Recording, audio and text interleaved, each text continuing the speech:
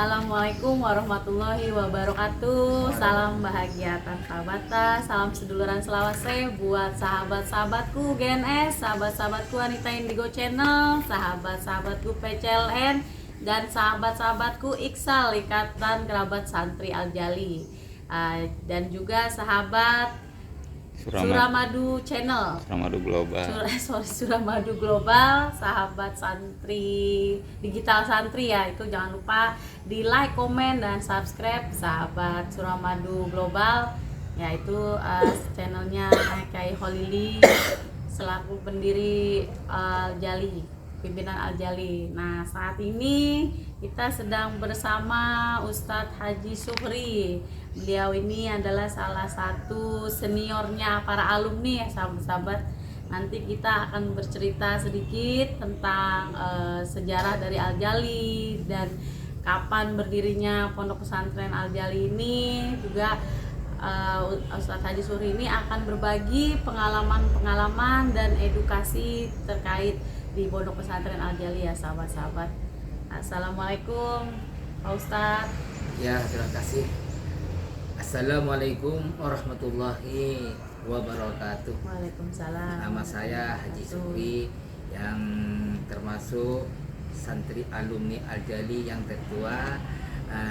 Ya, tadinya itu almarhum Kiai Marsuki Marotus Soleh. Terus diganti lagi putranya Kiai Fathul Qorib Marsuki. Sedangkan saya ingat-ingat waktu itu ya Bapak Kiai Marsuki itu yang ngajarin kitab kuning. Itu ya habis Nisa. Terus waktu meninggal ganti putranya Kiai Fathul Qorib, terus sambil membuka pendidikan Madrasah Ibtidaiyah Al-Jali pada tahun 86. Terus waktu saya masih ngaji di sini ya sambil malam ngaji, habis maghrib ngaji, habis Nisa ngaji. Ya ngajinya itu kitab Nahwu, lagi kitab Safina, ya macam-macam kitabnya. Awaluma ingatnya saya lagi. Terus habis aluma itu, tamat aluma itu ini apa namanya, sumbangan buat sejarahnya, ini sejarah. Sumbangan buat selamatan makan-makan bersama gitu. Itu saya ngaji itu. Jadi banyak cerita ya. Banyak Ustadz, cerita, ya? banyak iya yang lihat lagi ya, banyak sampai nggak cukup sejam 2 jam. Itu ya. Berarti mulai berdiri sekolah itu di tahun 86. Iya, itu belum ada senawiyah, belum ada aliyah. Iya, belum, artinya belum maju, belum ada kemajuan gitu. Saya sekolah itu nggak ada kemajuan. Di impian sih ada. Terus ya undang kiai dari Peramian, dia kadang dari Bangkalan, ya, dari Pamekasan. Kalau waktu impian itu kayak almarhum Kiai Sowi pernah diundang ke sini, pidato ke sini pernah. Masya Allah, sahabat-sahabat ya. Jadi Pak Ustadz ini paling lama nih sahabat-sahabat. Saya iya. belum lahir malah. Belum. Pak Ustadz udah sekolah di Al-Jali ini. Ya, Sama para kiai-kiai sahabat ya. Jadi untuk kualitas sudah teruji lah di Al-Jali itu. Karena alumninya sendiri nih, alhamdulillah. Sarjana apa Pak Ustadz? Saya itu nggak sampai, cuma hanya lulusan madrasah sama SD aja. Terus saya ke Jakarta. Ke Jakarta.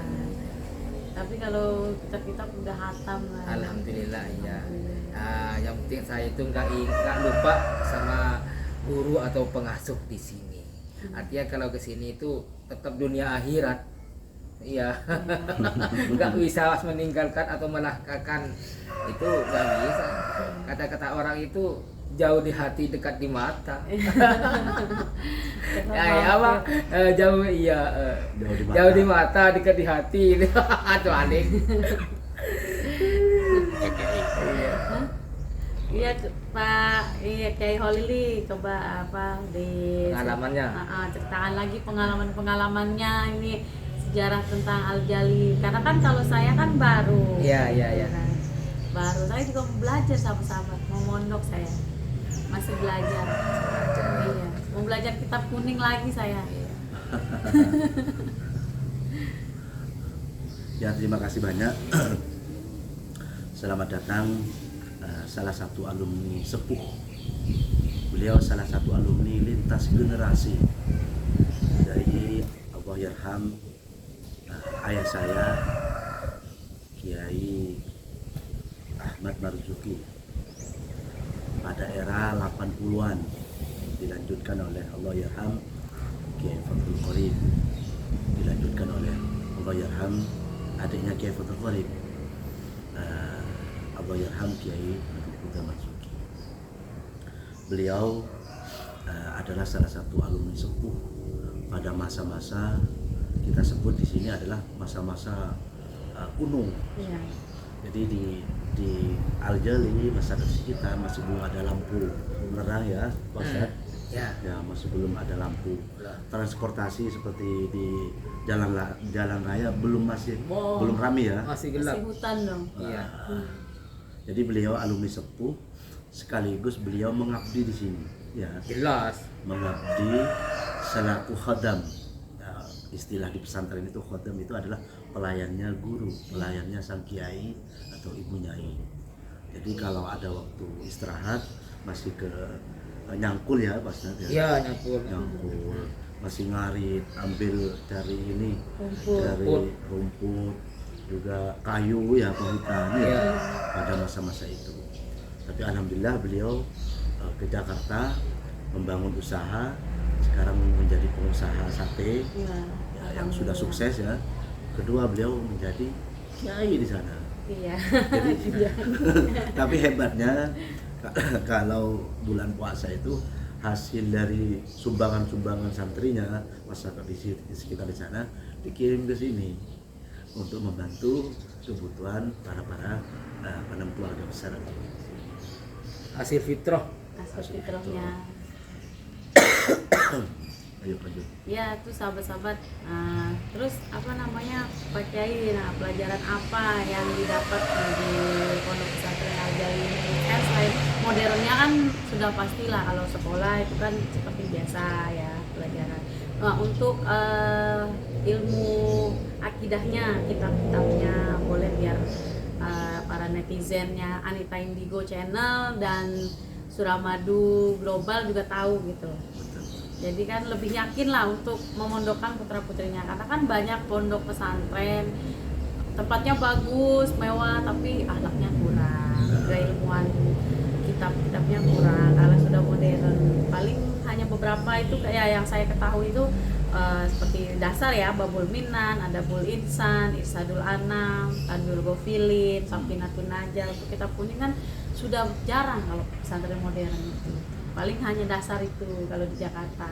Nah, kalau untuk di Madura sendiri kan ini kan suaranya aja bagus-bagus, korinya itu. Nah, kalau kata Kiai Muhajir, Al-Fatihahnya udah beda sama orang Jakarta kan. Kalau di Madura. Jadi untuk keilmuannya sendiri apa saja Pak Kiai? Lebih fase gitu ya. Iya, lebih fase. Ya, terima kasih banyak. Memang pendidikan Al-Jali ini berawal pada masa Syekh Kiai Nurul Jali. Beliau menurut sejarahnya meninggal pada tahun 1935. Jadi sebelum Indonesia merdeka, Al-Jali atau Mbah Nurul Jali, kita masyhur dengan panggilan Mbah Nurul Jali, beliau sudah mendirikan pesantren. Makanya kenapa di sini mengambil istilah dari istilah Nurul Jali atau Al-Jali. Masjid di sini Masjid Nurul Jali.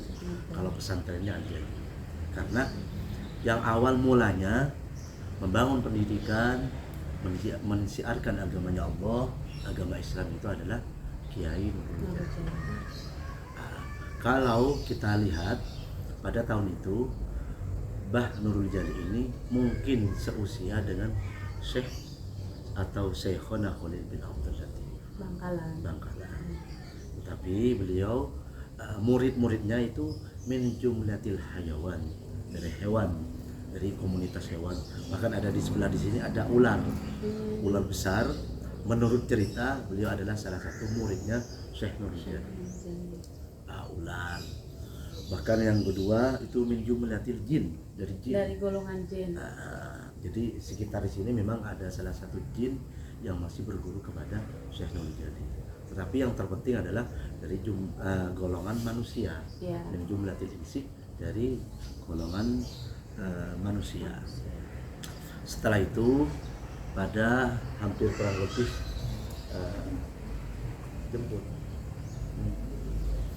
kurang lebih tahun 40-an ke atas, penerusnya Syekh Nurul Jali itu adalah Kiai Marus Soleh. Beliau menyebarkan agama Islam ke daerah Sampang, ke daerah Selesai. Bahkan beliau dikuburkan atau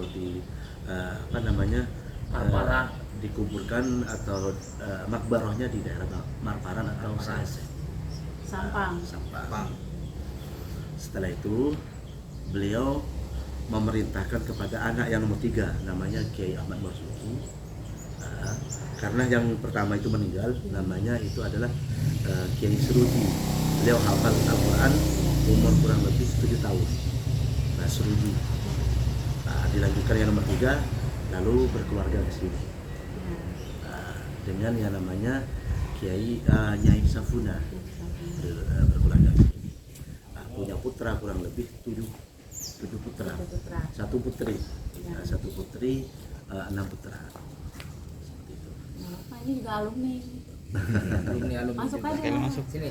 Nah, ini satu lagi.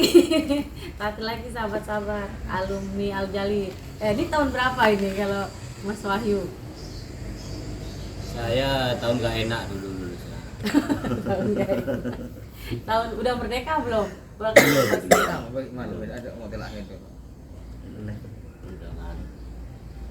2000. Assalamualaikum warahmatullahi wabarakatuh, sahabat-sahabat Mas Wahyu DCLN dimanapun berada, dan juga sahabat-sahabat Anita Indigo. Saya sampaikan salam hormat, salam takdim buat kalian semua dari saya pribadi. Mohon maaf lahir dan batin. Masih bersama dengan saya dan juga Anita Indigo, sahabat-sahabatku semuanya, yang mana pada kesempatan ini saya bersama beliau Kiai Ahmad Khalili selaku pengasuh Pondok Pesantren Nurul Jali, yang mana insyaallah dalam lembaga pendidikan Al-Jali ini siap menampung putra dan putri Bapak Ibu semuanya dimanapun berada yang ingin melanjutkan ke jenjang pendidikan sanawiyah dan juga aliyah. Insyaallah kami siap memberikan fasilitas dan juga memberikan pendidikan formal yang diakui oleh Departemen Pendidikan Nasional dan juga Departemen Pendidikan Agama.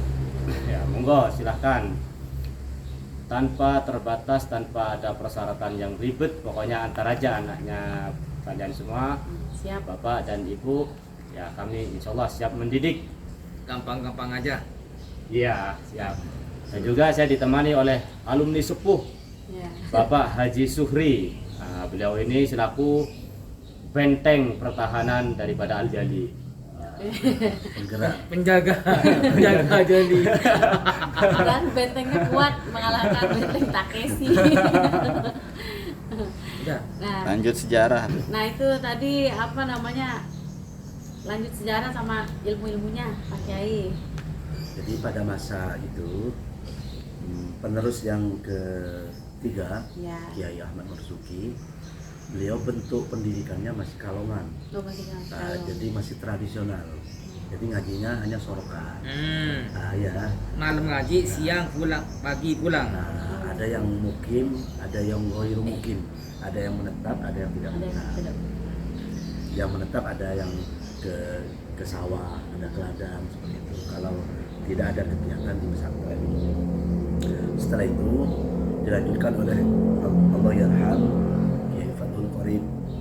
Beliau punya landasan, punya filosofi yang sangat jelas yang sangat agung dan mulia dengan konsep yaitu al-muhafadzatu 'alal qadimis shalih wal akhdhu bil jadidil aslah, melestarikan budaya-budaya yang lama yang masih sesuai.